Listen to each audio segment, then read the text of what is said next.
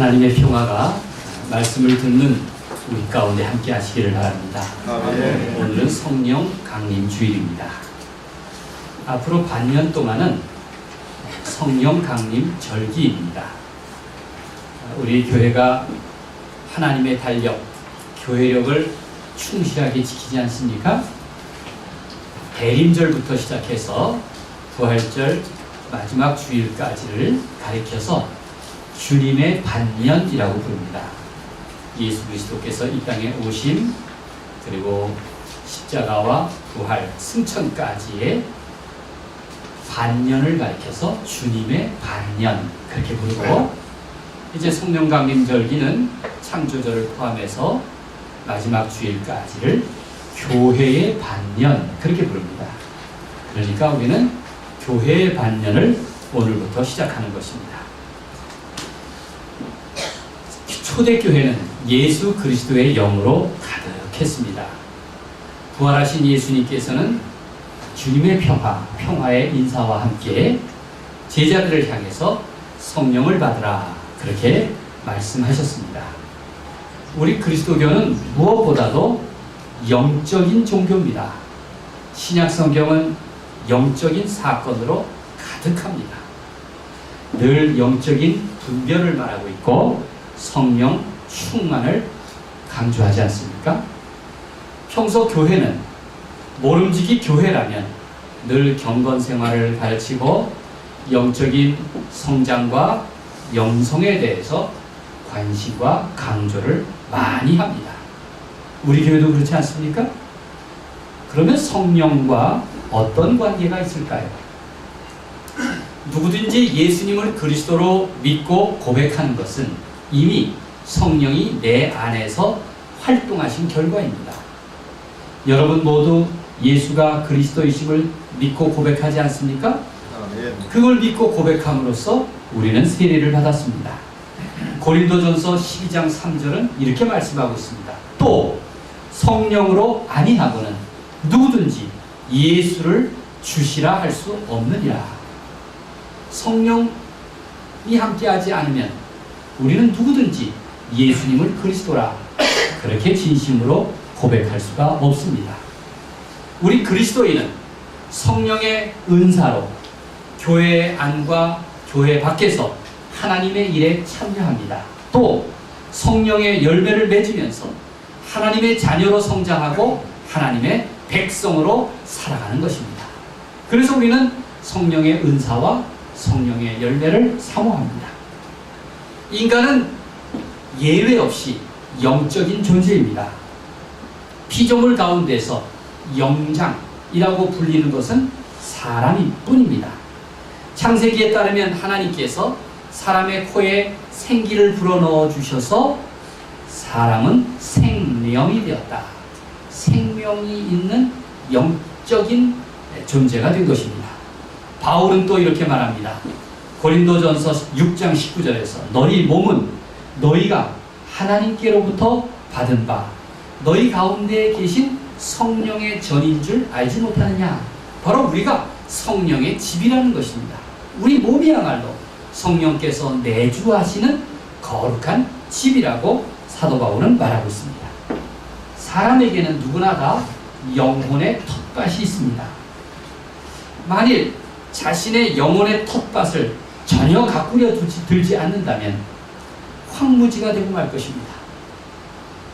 그래서 우리는 늘 기도하고 또 묵상하고 찬양하고 서로 사랑하고 말씀을 가까이 하는 생활 습관을 통해서 영혼의 텃밭을 기름지게 가꾸어 나가고 있습니다.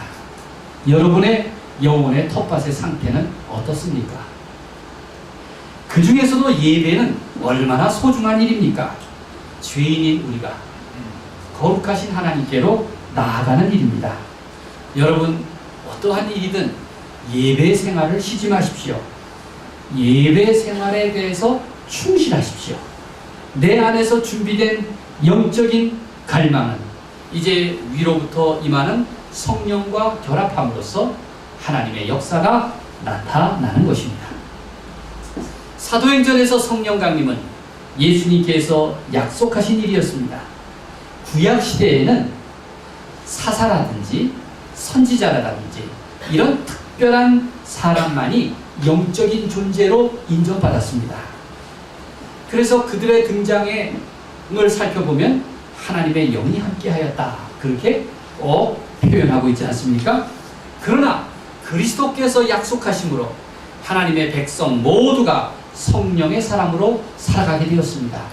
일찍이 요엘은 이렇게 예언합니다. 내가 내 영을 모든 육체에게 부어주리니 너희의 자녀들은 예언할 것이요 너희의 젊은이들은 환상을 보고 너희의 늙은이들은 꿈을 꾸리라. 사도행전 2장 17절에 기록하고 있습니다. 성령께서 강림하심으로써 이것이 현실이 되었습니다. 요한복음에 따르면 예수님께서는 고별 설교에서 요한복음 13장부터 17장을까지를 고별 설교, 제자들에게 하신 말씀인데 여기에서 처음으로 보혜사 성령의 강림에 대해서 약속을 하십니다. 처음에 제자들은 이 말씀을 듣고 당황하고 근심을 합니다. 왜 그랬습니까? 예수님이 먼저 그들을 떠나 가셔야 한다는 전제 조건 때문에 그렇습니다. 제자들은 예수님을 지금 잃게 된다는 사실이 두려웠습니다. 아직은 아무것도 몰랐기 때문입니다. 그래서 예수님께서는 제자들을 위로하십니다. 7절에 보면 내가 떠나가는 것이 너희에게 유익이라. 내가 떠나가는 것이 너희에게는 유익이 된다, 그렇게 말씀하신 것입니다. 예수님은 이 땅에 한 인간으로 오셨습니다. 여러분, 인간은 시간과 장소와 관계에서 늘 제한을 받습니다. 제가 여기서 설교하면서 또 다른 곳에서 다른 사람을 만나고 혹은 여행을 하는 일은 불가능합니다. 왜냐하면 인간으로서 제약을 받기 때문입니다. 그러나 영은 제약이 없습니다. 예수님은 몸으로 오셨다가 그 하늘로 가셨지만 이제 영적인 존재 성령으로 우리와 함께 하십니다. 그래서 제약이 없기 때문에 성령은 모든 사람과 함께 하시고 온 세상에 충만하신 것입니다. 그래서 우리는 내주하시는 성령, 충만하시는 성령이라고 말하고 있습니다. 예수 그리스도의 영은 내 안에 내주하시고 그리고 온 세상에 충만하시다고 우리는 고백합니다. 성령의 강림은 이렇게 예수님의 약속의 성취입니다. 7절을 보십시오. 내가 떠나가지 아니하면, 시작, 내가 떠나가지 아니하면 보혜사가 너희에게로 오시지 아니할 것이요 가면 내가 그를 너희에게로 보내리니 라고 말씀하십니다. 예수님은 약속하신 성령을 통해서 언제 어디서나 예수 그리스도와 교제하게 하십니다. 곧 임마누엘의 은총을 우리에게 허락하신 것입니다. 볼지어다 내가 세상 끝날까지 너희와 항상 함께 있으리라, 이렇게 약속하셨는데 성령을 통해서 가능하게 되었습니다. 마침내 오순절에 성령이 강림하셨습니다. 성령 강림 직후에 베드로는 이 놀라워하는 사람들을 향해서 성령 강림의 의미를 설명하고 있습니다. 그것이 베드로의 첫 설교입니다. 베드로가 첫 설교를 하면서 그가 모티브로 삼은 것은 바로 오늘 본문 요한복음 16장에 있는 말씀입니다. 예수님의 고별 설교요, 고별 설교를 통해서 보혜사 성령이 임할 것이라고 하신 그 약속에 대해서 사람들에게 상기시키고 있는 것입니다. 그리고 예수님이 말씀하신 성령이 하시는 일, 그 의미를 그가 이제 비로소 깨닫게 되었습니다. 베드로가 자기 고백을 하면서 십자가 사건을 회상할 때 그 이야기를 듣던 유대인들이 자신들이 비로소 무슨 일을 저질렀는가 하는 것을 깨닫게 되고 마음이 찔리게 되었습니다. 그 자리에 있던 유대인들이 자신들이 십자가 사건에 참여한 것에 대해서 비로소 자신의 죄를 깨닫게 된 것입니다. 베드로가 말하자 그들은 이제 자신을 향해서 죄를 선고한 것입니다. 죄의식을 느낀 그들은 스스로 죄인임을 실토합니다. 자기가 고백하기를 십자가에 못 박힌 예수가 죄인이 아니라 바로 내가 죄인입니다 라고 고백하기에 이르렀습니다. 그래서 사도행전 2장 37절에 보면 우리가 어찌할꼬 그렇게 탄식했습니다. 어떻게 이게 가능했습니까? 바로 성령께서 임재하셔서 그들에게 자신의 죄를 깨닫게 하셨습니다. 예수님은 성령에 대해서 이렇게 말씀하지 않습니까? 8절 말씀을 같이 읽어보십시오. 그가 와서, 시작. 그가 와서 죄에 대하여, 의에 대하여, 심판에 대하여 세상을 책망하시리라. 무슨 의미입니까? 유대인들은 예수님을 십자가에 형에 처할 때 자기들이 하나님에 대한 열심 때문에 이 일을 한다고 생각했습니다.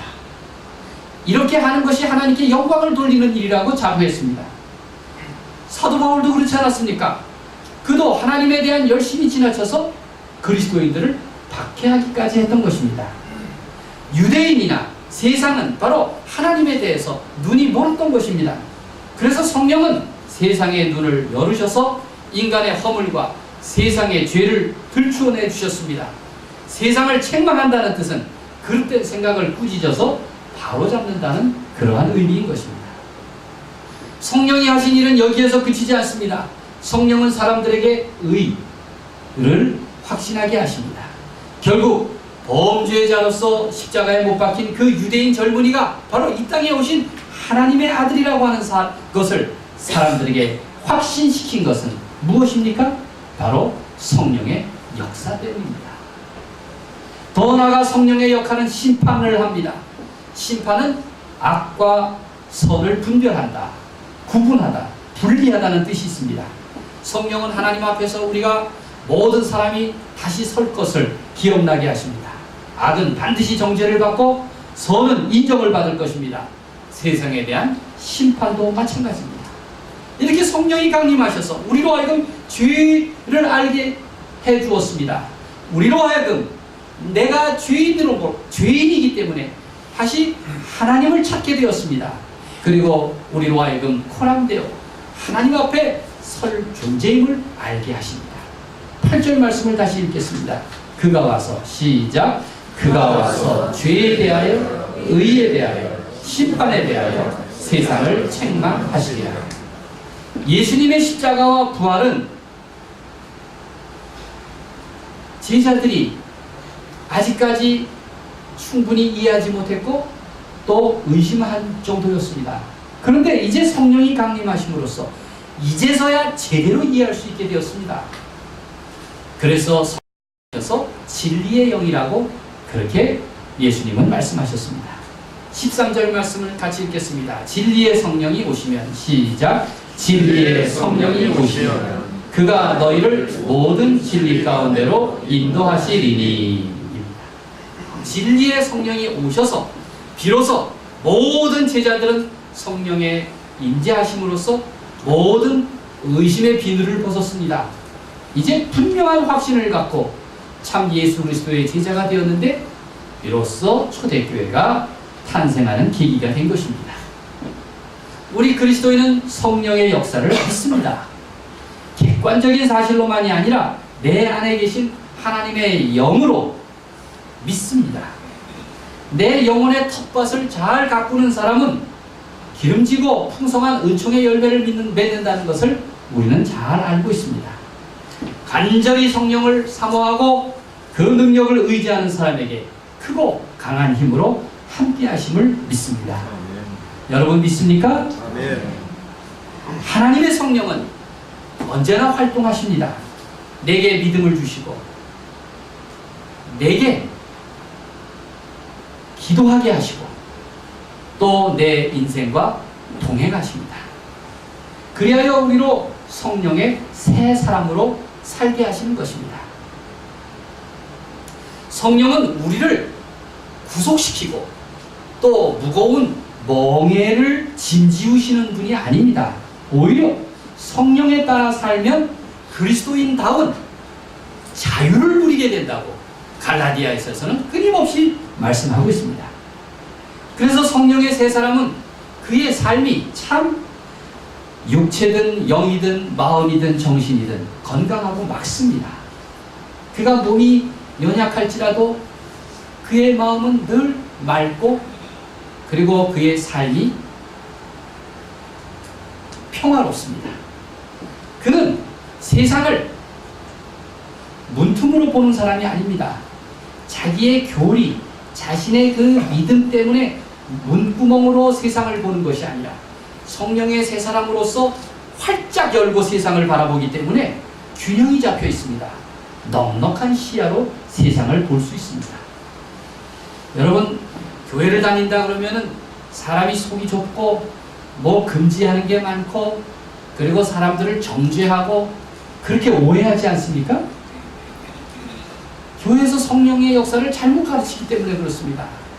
왜 성령이 사람을 꼭 틀 안에 가두어 두고 구속시키고 뭔가 율법의 멍에를 메어야 하는 사람처럼 가르칩니까? 성경은 그렇게 가르치지 않습니다. 사는 것이 고맙고 하는 일이 즐겁습니다. 성령의 사람은 쾌락을 쫓지 않아도 사는 맛이 납니다. 자기가 먼저 헌신을 하고 수고를 하지만 그러나 그 일이 기쁩니다. 꿈과 비전을 가진 사람이 됩니다. 사람 사이에 조화를 이루고 또 평화의 사람으로 살아갑니다. 그게 바로 성령의 새 사람입니다. 여러분, 성령의 새 사람으로 사는 일을 두려워하지 마십시오. 하나님이 함께 하시기 때문에 그 역사가 가능한 것입니다. 성령의 새 사람의 좋은 본보기가 존 웨슬리입니다. 그는 감리교회의 창시자이죠. 그 이전에는 영국 교회의 사제였고 또 옥스퍼드 대학의 교수였습니다. 그는 젊은 시절부터 학문에 몰두했지만 동시에 자기 신앙의 문제를 위해서 많이 노력한 사람입니다. 거룩한 생활을 할 수 있기 위해서 최선을 다했습니다. 새벽 기도가 한국에서 시작된 일이라고 하지만 그러나 존 웨슬리는 새벽에 일어나서 하나님의 말씀을 읽고 기도 생활을 했습니다. 교회의 전통에 따라서 수요일과 저녁에는 금식하기도 했습니다. 매주 성만찬에 참여했습니다. 성만찬에 참여했다는 것은 성공의 예배에 성실하게 임했다는 의미입니다. 또 그는 그리스도인으로서 가난한 사람들을 구제하기 위해서 힘썼고 또 가난한 어린아이들을 모아서 가르쳤습니다. 그는 일주일에 2번이면 감옥에 가서 죄인들을 면담하고 회개하도록 일깨웠습니다.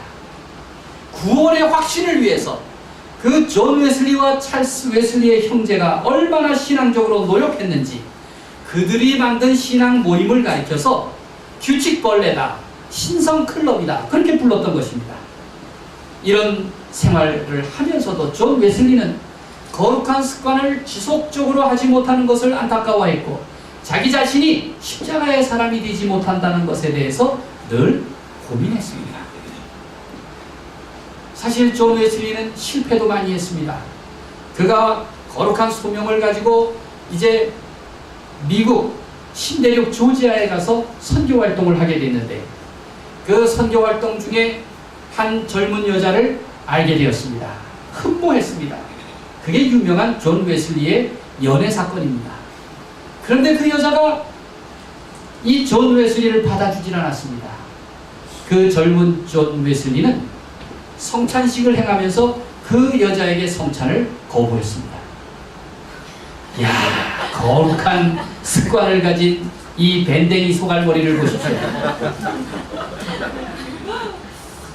여러분, 거룩한 습관이 자기 의지로 해서는 제대로 그 거룩한 습관을 지속할 수가 없는 것입니다. 겨우 1년 만에 선교사 생활을 실패하고 존 웨슬리는 영국으로 돌아왔습니다. 그는 여전히 고민합니다. 그러던 중 1738년 5월 24일 존 웨슬리는 드디어 그가 바라던 구원의 확신을 체험하게 됩니다. 자신의 체험에 대해서 그가 쓴 일기장에 이렇게 적었습니다. 나는 마음이 별로 내키지 않았으나 올더스케이트 거리에서 모이는 신도회에 참석했다. 억지로 속회에 참석했다는 얘기입니다. 여러분, 억지로라도 속회에 모십시오. 그때 어떤 사람이 로마서에 대한 루터의 서문을 대표로 읽었습니다. 8시 45분쯤 되었을 때 그리스도를 믿는 신앙을 통해 하나님께서 우리 마음에 역사하심으로써 어떤 변화가 일어나는가에 대해서 설명할 때 내 마음이 이상하게 뜨거워지는 것을 느꼈다. 그렇게 기록합니다. 이상하게 뜨거워지는 것을 느꼈다. 그게 존 웨슬리의 성령 강림의 체험입니다. 하늘에서 벼락이 친 것이 아닙니다. 이상하게 내 마음이 뜨거워짐을 느꼈다. 그는 이렇게 적었습니다. 내가 그리스도를 믿고 있었고 나는 그리스도를 통해서만 구원을 얻을 수 있다는 확신을 갖고 있었다. 그런데 그리스도께서 내 죄를 용서해 주시고 나 같은 죄인의 죄마저도 죄와 사망의 법에서 구원해 주셨다는 확신을 내가 분명히 알게 되었다. 그렇게 적었습니다. 여러분, 존 웨슬리는 종교적인 모든 의문들을 이성으로 해결하려고 했습니다. 거룩한 습관으로 경건한 생활로 해결하려고 했습니다. 그러나 그것이 어려운 일이었습니다. 오히려 이 작은 체험을 통해서 이상하리만큼 자기 가슴이 뜨거워지는 그 체험을 통해서 소망과 확신이 불같이 일어나게 되었고, 그리고 그때뿐만 아니라 평생토록 자신의 생애에 대한 해답을 얻게 된 것입니다. 그리고 그는 그렇게 살았습니다. 그는 우연히 성령을 받은 것이 아닙니다. 거룩한 삶을 살려는 그 몸부림 속에서 많은 실패가 있었지만 진실한 삶을 살려는 그 지속적인 헌신 속에서 그것이 가능했던 것입니다. 종교적인 회심은 감정의 변화만이 아니라 변화된 삶으로 나아갑니다. 존 웨슬리 신학은 의인의 삶, 즉 죄인이 하나님의 은혜로 용서받았다고 하는 그 구원의 삶으로부터 이제 하나님의 자녀로 성장하고 성숙해 나가는 성화의 삶을 가르쳐주고 있습니다. 존 웨슬리는 자기만 가슴이 뜨거워진 것이 아니라 교회를 새롭게 하기 위하여 개혁하게 되었고, 더 나아가서 영국 사회를 개혁하는 일에 앞장서게 된 것입니다. 그 결과가 바로 감리교회인 것입니다. 거듭남을 체험한 평신도들의 무리가 있었습니다. 이제 존 웨슬리가 그들로 하여금 신도회라는 것을 조직했습니다. 신도회, 그게 요즘 우리 속회입니다. 감리교 속회는 이렇게 시작한 조직입니다. 그 신도회를 영어로는 뭐라고 부르냐면 Society라고 부릅니다. 우리가 중학교 1학년 때 가면 1학년이 되면 제일 먼저 배우는 단어 중에 하나죠. Society. 일본 사람들은 사회라고 번역을 했습니다. S-O-C-I-E-T-Y Society가 이 사회. 그런데 이게 속회라는 뜻이기도 합니다. 처음 신도회는 우리말로 신도회, 속회라고 번역하지만 Society입니다. 영국에서는 많은 클럽들을 Society라고 부릅니다. 크고 작은 공동체들을 Society라고 하는데, 우린 사회라고 번역을 하는 바람에 Society 하면 그냥 굉장히 거대한 담론으로만 이해합니다. 여러분, 영국 사람이나 미국 사람이 우리나라 속을 이해합니다. 나 육속입니다. 속 하면 영국 사람, 미국 사람 알아듣습니다. 어떻게 알아듣는 줄 아세요? 그 속이 본래 S-O-C-I-E-T-Y Society, 약자로 속이었기 때문에 그렇습니다.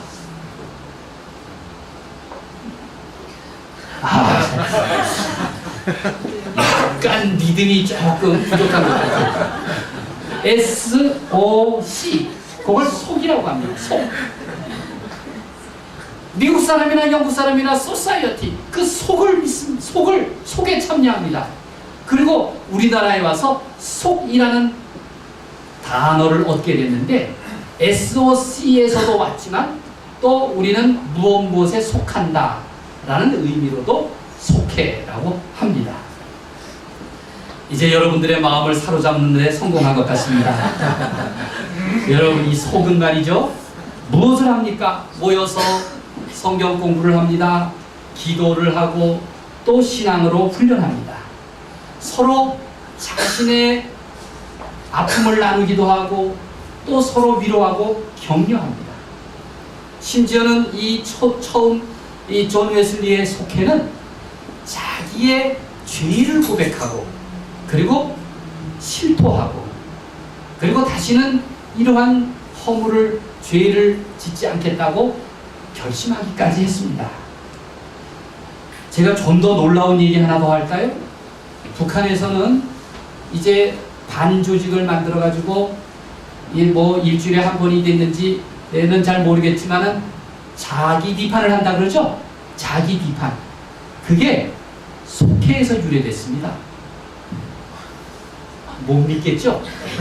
야, 웨슬리의 신도회 조직이 얼마나 철저했는지 모릅니다. 제가 10여 년 전에 저 삼청동에 있는 북한 대학원 대학교 다니지 않았습니까? 거기 가서 논문을 읽는데